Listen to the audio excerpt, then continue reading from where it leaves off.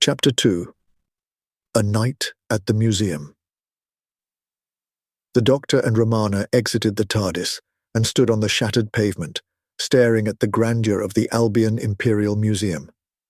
As far as they could tell, virtually all the day's visitors had left by now, but the small gate between the sentry box and the grand, but bolted, double gates remained open.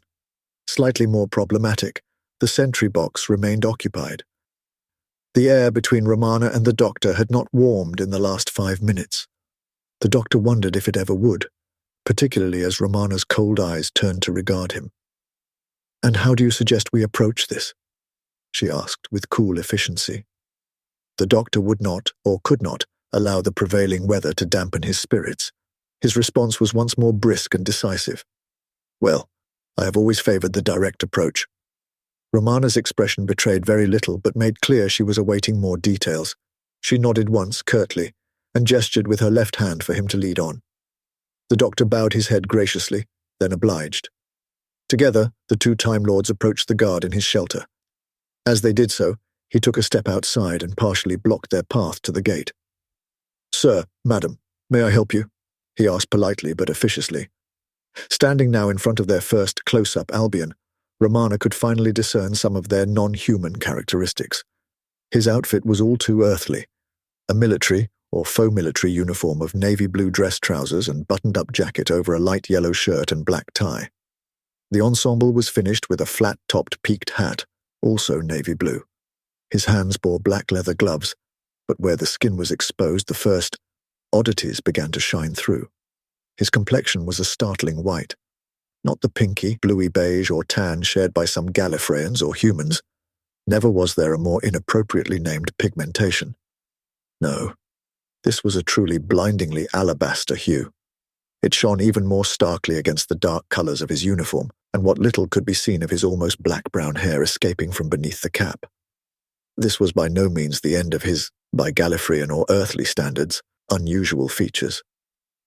The Albion nose was so small and subtle it threatened to disappear entirely and could only be easily discovered via the modest overhang offering scant shade to 2 pinpricks of nostrils. By contrast, the lips beneath these tiny holes were remarkably full, while the width of the mouth conformed more closely to expectations. The eyes, however, were a completely different matter. They began slightly above that tiny nose and were as wide, if not wider, than the mouth and probably as full. Each one made it close to the temple, left and right, but due to their vast size, there was barely half their width between them.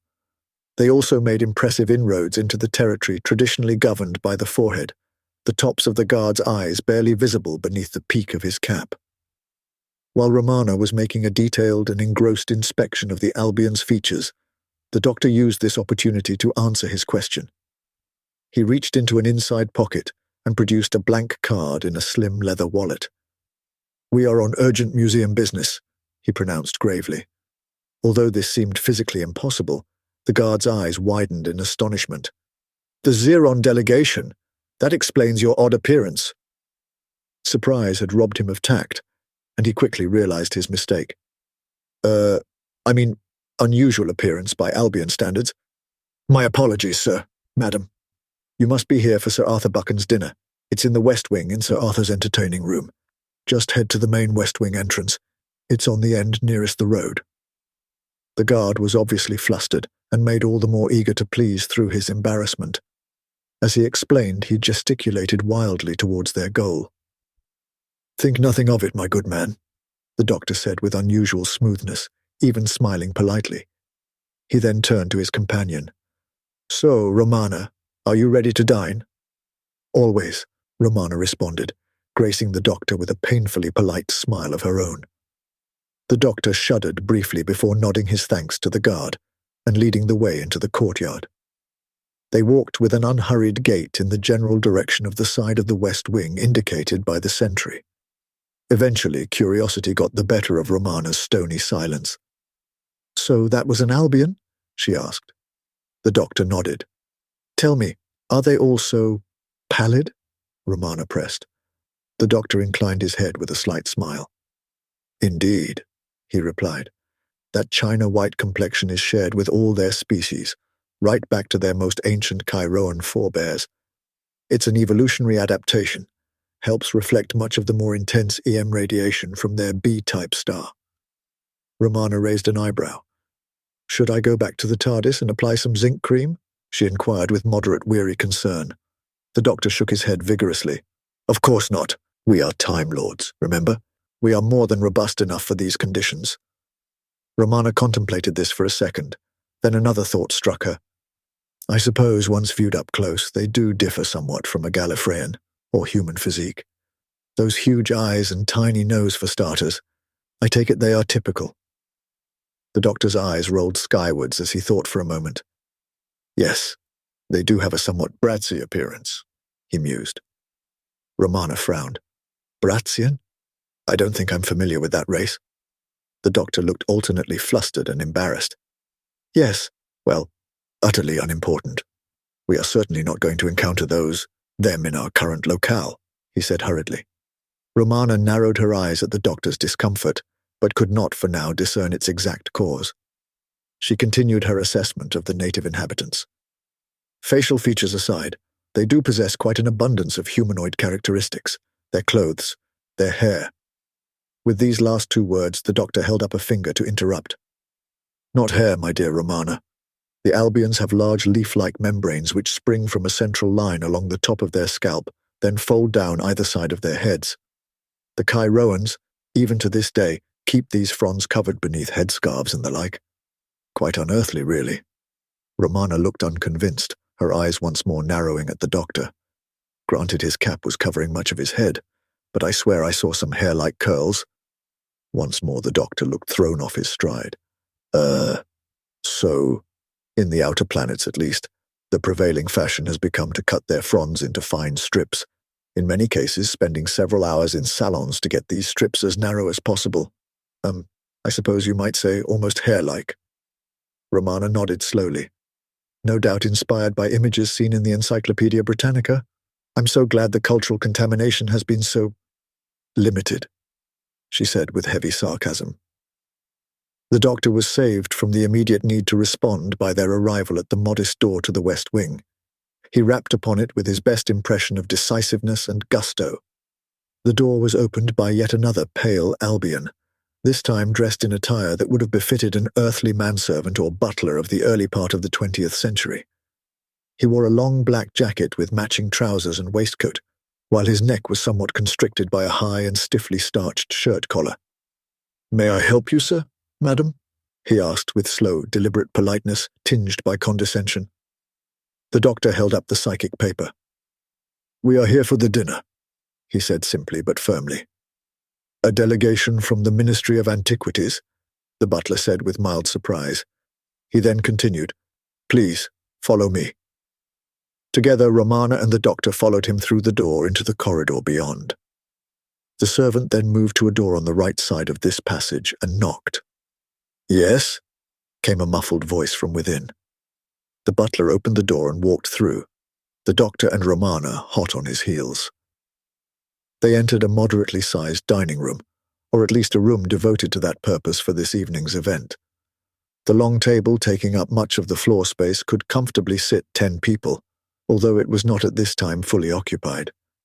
The head of the table was furthest from the door and to the left of where the Time Lords were standing. The butler gave a short bow to the man seated there, presumably the aforementioned Sir Arthur Buchan. He was dressed in formal evening wear, his jacket removed and placed over the back of his chair, revealing a ruffled white shirt and bow tie, slightly loosened and askew. To their surprise, he did not rise to greet them. Behind his chair lay a sizable fireplace, unlit on this warm evening, against which leant a pair of crutches, the cause of his minor breach in etiquette becoming clearer.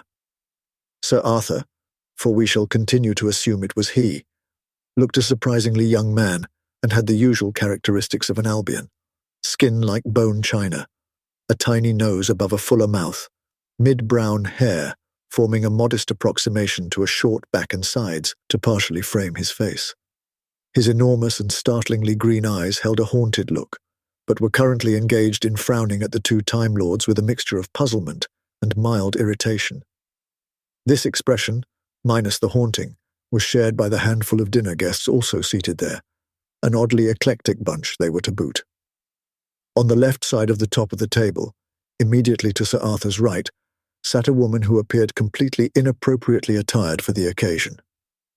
She wore a long, dark brown leather trench coat, concealing much of the rest of her outfit from her current position. What could clearly be seen, however, was a close-fitting leather flying helmet, complete with goggles perched upon her forehead. She appeared to be the very archetype of the flapper.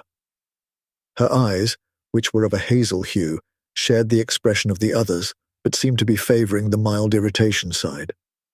Opposite her sat a man and a woman who, from the angle of the arms nearest each other, appeared to be holding hands under the table.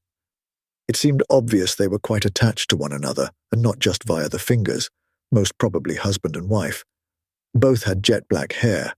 His, as with Sir Arthur, medium length but giving the impression of being greased and combed back from the forehead to be closely and neatly adhered to his skull. Hers, by comparison, was a cute little bob, just reaching below the jawline. She wore a light, short-sleeved floral summer dress, and her outfit was finished off with quite a complex necklace of some brass-like metal, complete with a pendant of the same material inlaid with multicolored enamels, very much resembling the Art Deco style. The eyes of the couple, which like all the rest were turned upon Romana and the doctor, were of a very dark brown, the woman's perhaps just a shade lighter than the man's. Opposite this pair, and sitting next to the flapper, was one final gentleman, who, much like the aforementioned guest to his left, seemed to have missed the memo on proper evening attire. He wore a fairly crumpled brown fedora upon his head, set back upon it and slightly askew. Clearly neither he nor the flapper paid any heed to the no hats indoors rule. This slightly scruffy individual had failed to remove his outdoor coat as well, a grey trench coat with crumples to match his headgear. He also appeared to have something which looked suspiciously like a cigarette poking out of the corner of his mouth, although at the moment it appeared to have gone out. The doctor noted to himself that there was an ashtray among the place settings nearest to this most dishevelled of guests. "Excuse me, my good man, lady, but this is a private dinner. Germain, to whom am I speaking?" Sir Arthur made this last remark towards his servant. "Of course, sir," Germain responded smoothly. "Apparently they have been sent here by the Ministry of Antiquities." Before Sir Arthur could respond to this, the doctor flashed him his psychic paper and added, "I'm sure your gate guard would tell you we are part of the Xeron delegation." Sir Arthur frowned and sighed impatiently. Percival's damned efficiency. He must have telecommed from Cairo and requested additional help be sent from the ministry, though why they thought it wise to send off-world consultants I've no idea. The doctor waggled his head non-committally. "I'm sure what you say is perfectly plausible. Perhaps they feel whatever happened on Cairo might have unusual, even otherworldly origins." Sir Arthur harumphed, but seemed to accept this explanation, such as it was. "I'm sorry, but I didn't seem to catch your names," he asked. "I am the doctor," the doctor supplied helpfully. Their Albion host continued to frown. "I'm sorry, but there are quite a few doctors of my acquaintance even in this room. You may have to be more specific." The doctor held up a finger. "Ah, but I am the definite article. It makes it quite distinctive." Before Sir Arthur could respond, Romana cut in, betraying a little impatience. "And I am Romanadvaratna Lunda, but you may call me Fred."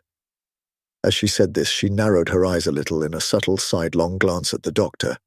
His eyes widened and darted about with a look of panic and confusion, which seemed disproportionate to the impact of Romana's words.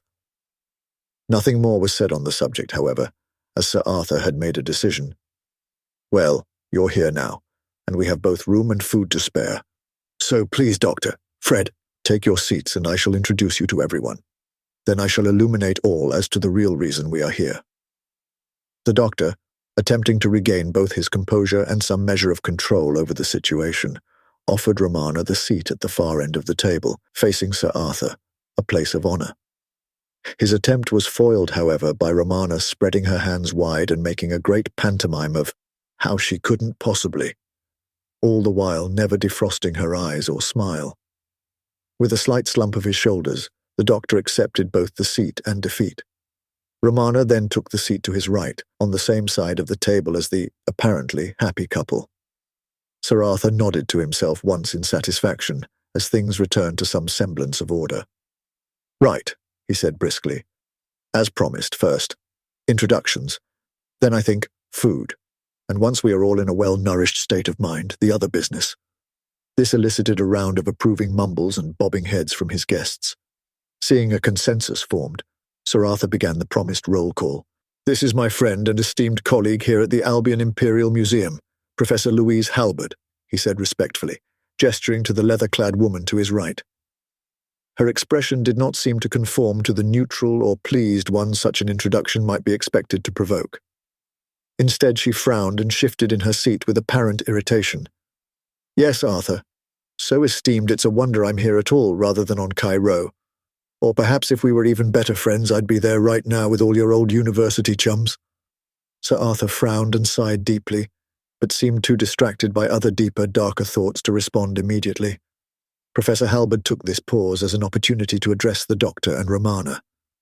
"And I prefer to go by Lou," she said gruffly, but in a tone which betrayed a fraction less ire than she had used with Sir Arthur.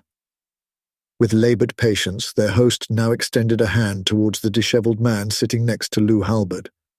"And this is Nathan Ivan, a private investigator of unusual means and talents. He hails from that odd little island nation somewhat to the west of the archipelago of Londra, Amarek. But don't hold that against him," he said with a friendly chuckle and a wink. "But of course I have not simply invited him here tonight in some purely mercenary fashion, for his skills alone," he continued in hurried explanation. "Nathan is a great and true friend of mine, has been since we served together in the last Great War." Romana's ears pricked up at this reference and she interrupted. "The last Great War?" she asked curiously. Sir Arthur looked apologetic. "Ah, yes.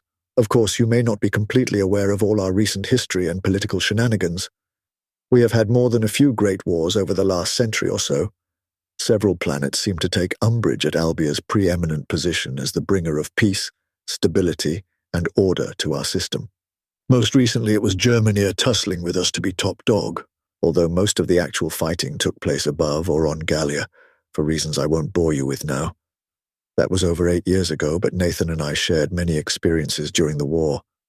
Saw dark horrors." With the last word, Sir Arthur's countenance clouded again, and for a moment his thoughts were clearly elsewhere, haunted by the ghosts of yesterday. He visibly shook himself free of the mood. "Anyway, Nathan may be counted on in a fix, and I trust him." "I'm much obliged to you for your kind words, Sir Arthur," Nathan responded with a nod towards his friend.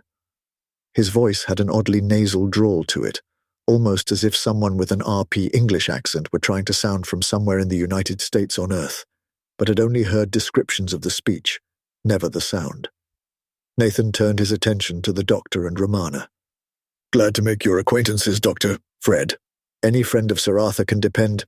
On what exactly the Time Lords could depend was never revealed, since with the word depend, the cigarette had fallen from Nathan's mouth and into his groin. Unaware that it had already gone out, there followed several frantic moments of patting, swatting, and exploring until, with a relieved but sheepish grin, the singed tube was recovered. The detective shrugged awkwardly and placed it in the ashtray. Sir Arthur watched all this with a barely perceptible raise of his eyebrows, then moved on to his final guests. "And last, but by no means least, allow me to introduce Timmy and Penny Cowley, the happy couple. Timmy and I ran into each other during that same unfortunate conflict wherein I met Nathan, and as with Nathan, Timmy and I looked out for one another. If we had not, I suspect none of us would be here to enjoy such a lovely dinner. Timmy brought the delightful Penny into our lives some years after that particular Great War, and they recently celebrated their first wedding anniversary." Here Sir Arthur paused and nodded approvingly to Penny and Timmy, who responded with broad smiles. Timmy owns a substantial and rapidly growing private security firm. He is by no means a sedentary employer either, and is always keen to offer hands-on experience, gleaned in part through combat, to the day-to-day running of his business. Penny is fast attaining quite some reputation herself as a formidable psychic. At this last statement, Romana frowned and leant towards the doctor. Her anger and disappointment towards him had in no way lessened, but she was mature, professional, and had no one else with which to make discreet inquiries. "A psychic," she hissed softly behind her hand. The doctor feigned the need to cough and used this to cover his own whispered reply. "Yes, it is a calling which is still held in unusually high regard for a developed society." Romana remained close to the doctor. "Given what the TARDIS revealed of the state of this system, there may be good reasons for this," she whispered significantly. The doctor now straightened in his seat. "It is a great pleasure to meet you all. I'm sure we're anxious to learn exactly why Sir Arthur wanted this gathering, but I suppose first we should eat?" The doctor seemed to be doing unusually well at observing the social niceties. Perhaps certain recent conversations had put him more on his toes. Whatever the reasons behind them, his words were met with approval, and so the meal began. The last of the plates were cleaned away, and the guests were left with full stomachs and where requested digestives. Nathan was puffing away once again at a cigarette, so far without further mishap. A frown had returned to dominate Sir Arthur's features. With a sigh, he clearly reached a reluctant decision. "I know you're all curious as to my ulterior motive in bringing you here today. Strange things are afoot, both here and abroad. I fear I'm going to ask much from you in terms of aid. Once you have heard all I have to say, I hope you will still feel able to oblige," he said seriously, looking at each of his guests in turn. The doctor grinned broadly and, he hoped, reassuringly. "Well, I'm sure we will be able to speak more confidently once we know what it is you're asking." Sir Arthur inclined his head once, curtly. Then, grabbing his crutches, he struggled to his feet and hobbled over to a small side desk under the window. He unlocked a drawer, opened it, and withdrew an object whose length was about twice the width of his hand. As he turned, he held it up for all to see, revealing it to be a stylized flat model of a scarab beetle, or similar Upsilon Orionis equivalent, its wings outstretched. It seemed to be made of a pale green translucent material, while much of its surface appeared to be covered in scratches or possibly engravings. With some difficulty, since he was further encumbered, Sir Arthur hobbled back to the table and placed the scarab upon it for better viewing. "Feel free to pick it up and examine it while I explain its significance," their host invited. "I think this object, this scarab beetle of two faces, is in some way responsible for all my recent ills, and more besides." As Sir Arthur had said this, Timmy Cowley had been reaching for the scarab but froze upon hearing these words. The psychically more curious Penny Cowley picked it up instead, while Sir Arthur lowered himself back into his chair, placing the crutches behind him. "I sense a great disturbance," Penny said in a deep and portentous voice. Sir Arthur looked at her curiously, then continued his tale. "I discovered it during my first dig in search of the Anubis tomb about a year ago." He did not get very far before Romana raised a hand with a question. "I'm sorry, the Anubis tomb?" Sir Arthur cocked his head at her. "I must say that as the xenoarchaeologists I assume you both are, it is a surprise you somehow missed out on one of the ancient wonders of the solar system. Ah well, no matter." As he said this, he reached back and plucked a leather folder from the mantelpiece. He flipped it open to reveal many pockets of a cellophane-like material containing clippings, pages of notes, and what appeared to be photographs or similar realistic images of artifacts. He pulled one of the pictures free and passed it to Romana. She simultaneously frowned and widened her eyes as she studied the picture, while the doctor leant towards her slightly to get a better view. The image was in color, a little grainy or pixelated, but clearly showed a vast statue well over 50 meters tall, to judge from the tiny specks of Albions or Chiroans who had wandered into shot. It was the figure of a man, but not standing as one might expect. He was kneeling or lying on the desert, his shins and forearms flat against the sand, his buttocks resting upon his lower calves. The man appeared to have been sculpted entirely naked. Whatever the underlying stonework was made of, it had been completely faced in the purest white marble, although its vast age had caused some of these covering plates to fall. The body of the figure was completely parallel with the desert floor until it reached the shoulders and neck. The upper arms were at 90 degrees to the forearms and rose straight up to meet those same shoulders. The neck also supported the head straight up, staring enigmatically outwards, seeming to search the horizon. But most startling of all, it was not the head of an Albion. From the neck up, the stone shifted from white to a dark brown, still smooth enough to reflect some light but no longer marble, more some odd dun shade of obsidian. Long ears pointed skywards from the side of the head, almost as tall as the neck and cranium which supported them. A long snout also pointed out across the desert, under those searching eyes. It was the neck and head of a stylized dog. The look of horror still clung to Romana's face, and she leaned closer to the doctor, all enmity forgotten for a moment, as the vision dominated all thoughts. "It looks like," Romana began, but was interrupted by the doctor.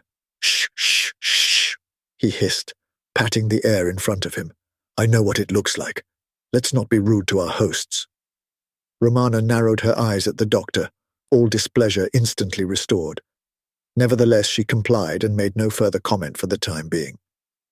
"So, as most of you know, I was leading an expedition to discover the fabled tomb," Sir Arthur continued, "which supposedly lay undiscovered beneath the Anubis monument on Cairo.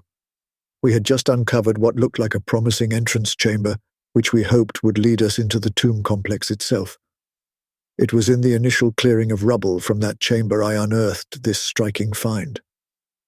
Here he gestured to the jade scarab, which had by now found its way into Romana's hands. "The scarab is generally believed to be a symbol of good fortune. I certainly took it to be so at the time. Later events caused me to reconsider. Nevertheless, it is certainly unique amongst all scarabs I know of, in that it has two distinct faces, one of onyx, the other in jade. Surely, you might think, the most fortuitous of finds." Romana flipped it over in her hands, and sure enough, the reverse was black. Both faces, particularly the wings, were covered in arcane pictogram writing. The writing was obscure, even to Time Lord eyes, not simply by its form and structure, but also the time-worn nature of their scratched designs. The doctor extended his hand in a silent request to examine it further. Romana obliged, and the doctor withdrew his sonic screwdriver and scanned the artifact thoroughly on both faces. He frowned and grunted to himself, then passed the scarab back to Romana, who in turn allowed it to be passed back up the table to Sir Arthur. He in his turn pushed it towards Timmy, saying, "Could you return it to my desk? There's a good fellow." Timmy was clearly uncomfortable handling this object, which was rapidly gathering a tainted reputation, if only up to now darkly hinted at. He covered his unease well, though, his sense of duty to his friend overriding his distaste, walked over to the desk under the window and placed it there before returning. "You noticed the inscriptions on it, no doubt, but they are a trifle difficult to read. So I made rubbings," Sir Arthur continued, and withdrew a couple of sheets of paper from his folder, passing them out. "The very next day after discovering it, I received a telecom from Albia telling me of the sudden death of my father. Naturally, I had to return home and left the others to continue the dig. I brought the scarab with me, of course. Now I wonder if I brought all my troubles with it." He shook his head, lost in thought, then resumed his tale. "After settling all the necessary family affairs, I returned to Londra and the museum, stopping first at home. There I discovered a telex informing me I had been promoted to curator in charge of expeditions. A turn of good fortune, you might think. I left immediately for the museum and was struck by a large black car as I crossed the street to my own vehicle. The curse of the scarab strikes again," the young man observed with a rueful smile. "This explains the crutches, I suppose," Romana pointed out. Sir Arthur nodded. "That was a month ago. For reasons no one seems able to pinpoint, my broken leg is taking far longer than expected to heal. However, I fear I got off lightly given the recent tragic news. Have you seen the latest papers?" The final question was directed to the doctor and Romana. Both shook their heads, frowning. Buchan reached down and picked up a rolled newspaper, tied with a loop of string. He then tossed it most of the length of the table, whereupon the doctor, with the nodded consent of Romana, picked it up. "It's on the front page," Sir Arthur supplied helpfully, as the doctor unravelled the document. The doctor's frown deepened as he started to read. Romana's expression also darkened as she read over his right arm. "Perhaps you could read it for the benefit of all," the leather-clad Lou now requested, in a somewhat peeved tone. "We haven't all had the luxury of free time away from our important and respected work to fritter away on the rags." Sir Arthur looked by turns annoyed, then embarrassed upon her behalf, but the doctor was oblivious to any awkwardness or tensions in the room. "Naturally," he responded simply. "The headline, 'Five Go Mad on Cairo,'" he said questioningly. Sir Arthur nodded grimly, and so the doctor read on. "Tragedy has struck the expedition from the Albion Imperial Museum, sent to uncover the fabled tomb of Anubis. On the evening of the 2nd of October, an army patrol came upon the base camp of the expedition and found it in a state of total anarchy and horror. All the native guides and bearers seemed to have long since fled. The only persons still present, at least in body, were the museum scholars and logistics personnel themselves, a team of 5 individuals." Here the doctor paused for breath, and to gauge the reaction of his audience. An eerie hush had fallen over the entire party. He clearly held their rapt attention. "2 members of the expedition," he continued, "had killed themselves in a most arbitrary and bloody manner, whilst those left alive were scarcely Albion in their behaviour, and had to be confined. It says, continued on page 2. With these final words, the doctor looked up at Sir Arthur, who waved his hands and shook his head, silently indicating no continuation was necessary or desired. Using the table for support, he rose unsteadily to his feet and stared round intensely at everyone before him. "Those are my dear friends and colleagues." As he said this, he looked pointedly at Professor Lou Halberd. She shifted uncomfortably, frowning, and for the first time looked as though she might not be entirely sure of herself. It was possible there was even a tinge of embarrassment to her demeanour, but it was hard to tell. "That is my dig, my responsibility, and yet I cannot go." As he said this, he nodded down towards his leg. "Much as I would wish to. The damned doctors say I'll not be fit to travel for at least another fortnight. That is why I invited you all here. I'm sorry if I appear rude. You are, of course, here as my friends, but I need to put together a new expedition. You are not only the finest men and women I have the honor of knowing, but also the most gifted in your respective fields." The doctor mulled this over for a moment. "So you wish to pack us all off to Cairo, eh?" Yes, this could work out very well indeed." At that moment a gasp came from Romana. "Doctor, look!" As she said this, she sprang to her feet, pointing towards the window. The net curtains were wafting gently in the warm evening breeze, but under them extended an arm, wearing clothing which looked like rags of the poorest street urchin, ending in a hand which seized the scarab amulet. Romana darted towards it as it withdrew, the doctor on his feet and following mere nanoseconds behind. She thrust her head and body through the window, the doctor squeezing in beside her a moment later. Beneath the window was a sizable trench offering light to the sunken windows of the basement rooms. The thief must have been clinging to the wall with some difficulty in order to poke his arm into the room and steal the artifact. He had then clearly jumped from the wall to the museum courtyard beyond. Perhaps he had been injured through his efforts since, from what the doctor could make out, he seemed to be stumbling or shambling in the direction of the main building entrance.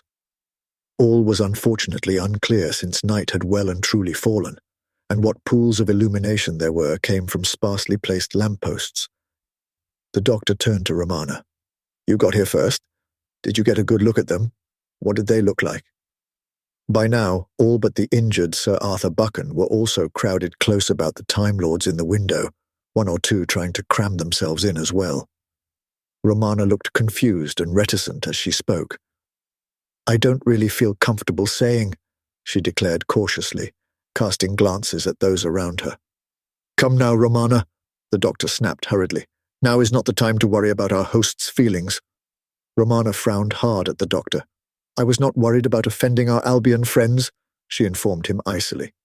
The doctor looked off balance again, having been caught wrong-footed. Nevertheless, he circled his left hand, encouraging her to elaborate. "It's just, well, it looked like a mummy." Her statement was delivered with the desperate air of one who knows just how ridiculous it sounds. Towards the back of the throng, Nathan began to laugh, then stopped as he realized no one was joining in. The doctor leaned a little closer to Romana. "If I'm not mistaken, that scarab may well be the key to all our troubles, ours and the universe. Whether it is the cause or the cure, I am not yet sure," he quietly confided. Then he turned to look over his shoulder, addressing the entire group. "We have to get after it and recover it." By his tone, he would clearly brook no argument. In an instant, everyone was heading towards the door. Germain, who had been waiting patiently in the corridor beyond, was almost bowled off his feet as everyone rushed past him and out of the front door. Their course seemed obvious to the doctor, who took the lead in the running party, Romana at his side. They dashed the short distance to the southwestern corner of the courtyard. From there they turned northeast towards the stone steps of the museum main entrance. By now, their quarry was out of sight, but this had been the direction they had last seen him heading. As they ran, Romana murmured breathily to the doctor, "I thought it would be earlier than October. Feels like a summer night to me." The doctor held up a familiar finger. "Ah, yes, but Albia has 16 months in its year. It's earlier than you think," he said, clearly pleased to be showing off his knowledge. Romana did not show the same pleasure in receiving it. As the doctor and his companions reached the base of those stone steps, they skidded abruptly to a halt, arrested by the sight before them. Lying sprawled across the stairs was the security guard Romana and the doctor had met upon their arrival. His eyes stared sightlessly up into the starry night. His neck had quite clearly been broken. "This thief is obviously quite ruthless and quite strong," Lou noted coolly. No one felt like contradicting her. "We need to plow on," the doctor said gravely, and with that began to mount the stairs.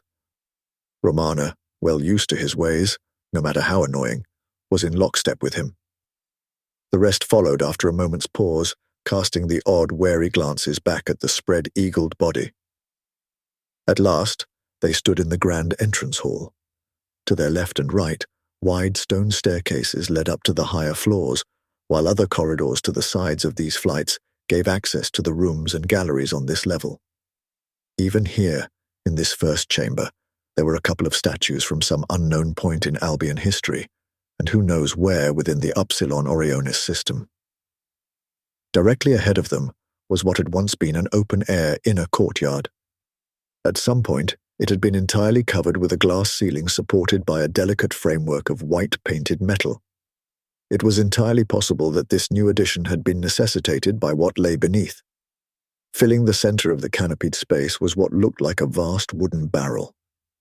It was roughly the dimensions of 2 double-decker buses parked side by side, but looked far more ancient.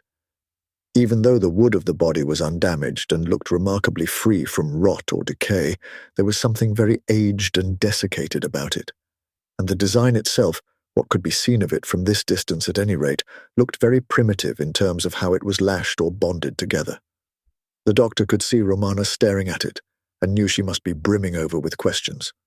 For her part, she clearly stifled that line of thought and forced her mind to more immediate matters. "So, where do we go now? Or more importantly, where did they go?" The doctor stroked his chin thoughtfully. "A good question.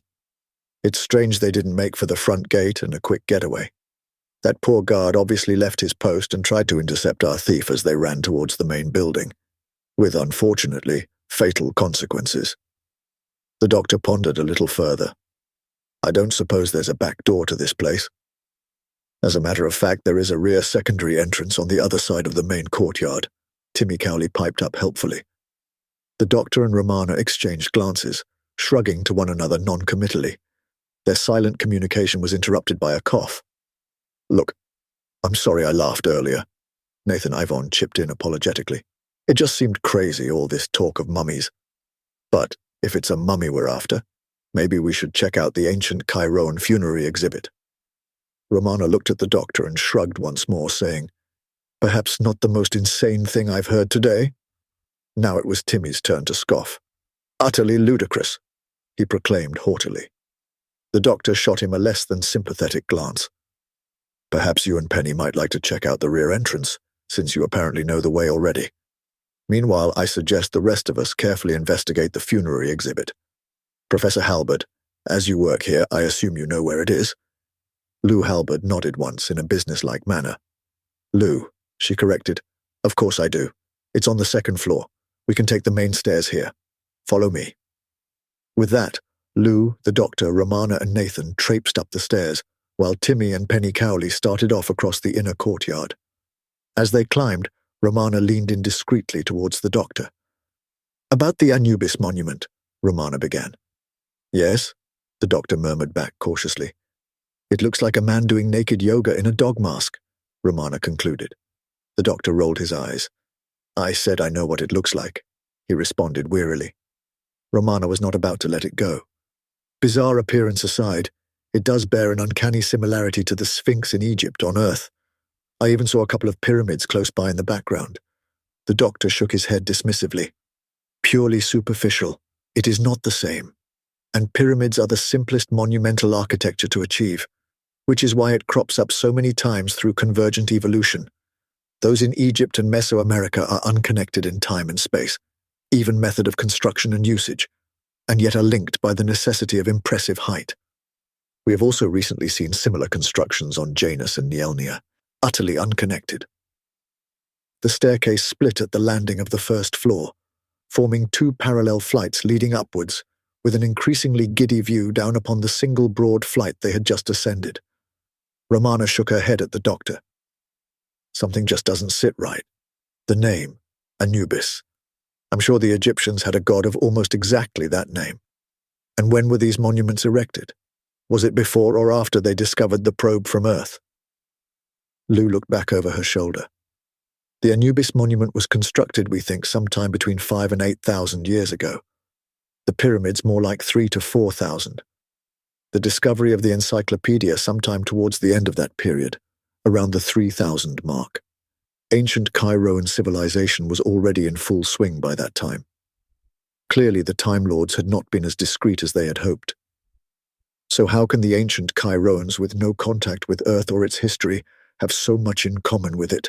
Romana hissed at the doctor. "Oh, I don't know," he hissed back. "Some sort of accident with a meme and a time machine, perhaps?" Together, all four explorers of the upper museum took the left of the twin staircases and arrived safe and sound at the second floor.